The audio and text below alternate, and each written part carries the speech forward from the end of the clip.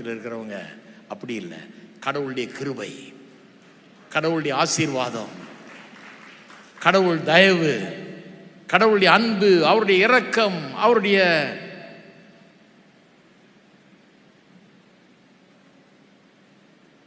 Faithfulness, அவர் உண்மை உள்ளவர். ஆகவே அவர் என்னை உயர பண்ணுகிறார், அவர் எனக்கு உயர்வை தர்றார், அவர் எனக்கு நல்லா சம்பாதிக்க பலனை தர்றாரு, அவர் எனக்கு வாழ்க்கையில் வெற்றியை தர்றாரு, அவர் விளங்க பண்ணுகிறார் காரியங்களை. நான் பண்ணுற காரியங்கள் விளங்குகிறது, நான் பண்ணுற காரியங்கள் வெற்றி அடைகிறது.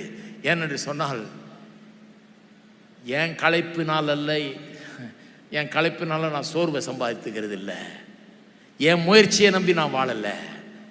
ஆமாம், நான் வேலை செய்கிறேன், ஆனால் அதில் கடவுளுடைய ஆசீர்வாதம் இருக்கிறது. அதனால தான் கர்த்தர் இஸ்ரவேல் மக்கள்கிட்ட சொல்கிறாரு, என்ன சொல்கிறாரு? நீ கையிட்டு செய்கிற வேலையெல்லாம் ஆசீர்வாதத்தை கட்டளையிடுவேன். எல்லாம் சொல்லுங்க, ஆசீர்வாதத்தை கட்டளையிடுவேன். ஏன் கட்டளையிடணும்? ஏன் கட்டளையிடணும்னா, கட்டளை இடலைன்னா என்ன செஞ்சாலும் வேலை செய்யாது. ஏன்னா இந்த உலகத்தில் இந்த லா ஆஃப் கிராவிட்டி, கீழே இழுக்கும் ஒரு பிரமாணம் வேலை செய்து கொண்டிருக்கிறது. சாபம் என்கிற ஒன்று வேலை செய்து கொண்டிருக்கிறது.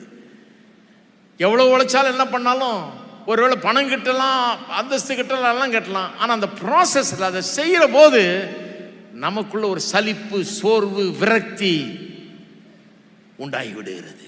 போதும் போதும் ஆயிடுது. அதை செஞ்சு ஏன் தான் அதை சம்பாதிச்சோமோ, எதுக்கு தான் அப்படி உழைச்சோமோ, குடும்பத்தை நாசமாக்கிக்கிட்டோம், உடம்பை நாசமாக்கிக்கிட்டோம், எல்லாத்தையும் நாசமாக்கிக்கிட்டோம்.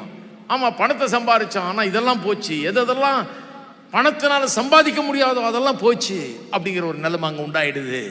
ஏன்னா அது உலகத்தில் இருக்கிற அந்த மனிதர்களின் பட்டணம், அதில் வசிக்கிறவர்களுடைய முறை. அது தேவனுடைய பட்டணத்தில் இருக்கிறவர்கள் ஆமாம் வேலைக்கு போகிறாங்க, உழைக்கிறாங்க, எல்லாம் பண்ணுறாங்க. கர்த்தருடைய தயவை நம்புகிறார்கள், அவருடைய கிருபையை நம்புகிறார்கள். ஆசீர்வாதம் கட்டளையிடப்பட்டிருப்பதால் அவருடைய கையிட்டு செய்கிற காரியங்கள் எல்லாம் விளங்குகிறது. ஆமென். காரியம் நடக்கிறது, வாய்க்கிறது. அது சோர்வின் இடம் இல்லை, களைப்பின் இடம் இல்லை, சந்தோஷத்தின் இடம்.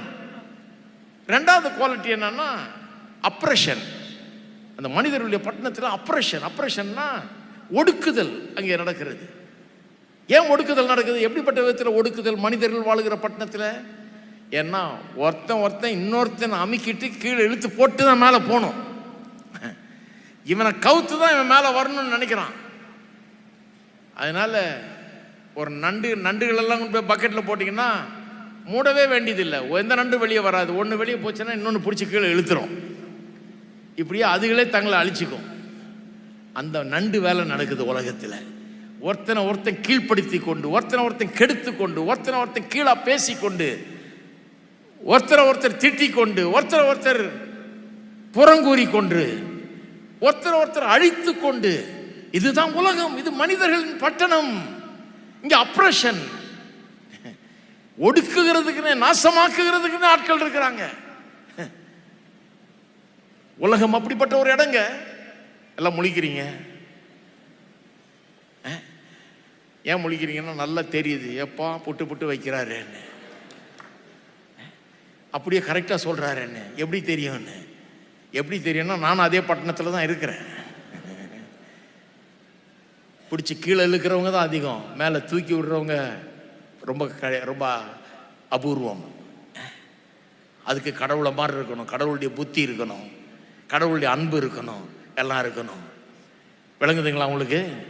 அதனால் யாராவது உங்களை கீழே இழுத்து போட்டால், உங்களை பற்றி அவதூறாக பேசுனா, உங்களை கெடுத்து போட்டால், உங்களை கெடுத்து அழிக்கணும்னு நினச்சா, ஐயோ ஆச்சரியமாக இருக்குது அப்படின்னு சொல்லக்கூடாது.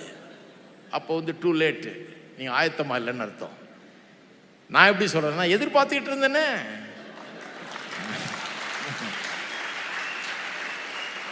எங்கே ஒன்றும் காணுன்னு. ஏன்னா நல்லா இருந்தாலும் கீழே பிடிச்சி இழுப்பான். அவனுக்கு தாங்காது பாருங்க, பொறாம அப்படியே ஐயோ எரியுது வயிறு. கீழே எப்படியாவது பிடிச்சி இழுத்து போட்டணும், ஒன்றும் இல்லாமல் ஆக்கினேன். எங்கே மேலே போயிட்டே இருக்கிறானே. நீங்கள் வாழ்கிற அதே உலகத்தில் தான் நான் வாழ்ந்துக்கிட்டு இருக்கிறேன், மனிதர்களுடைய பட்டணத்தில். ஆனால் ஒன்று சொல்கிறேன், இந்த மனிதர்களுடைய பட்டணத்திலே நாம் வாழுகிறோம். ஆனால் நாம் தேவனுடைய பிள்ளைகள்.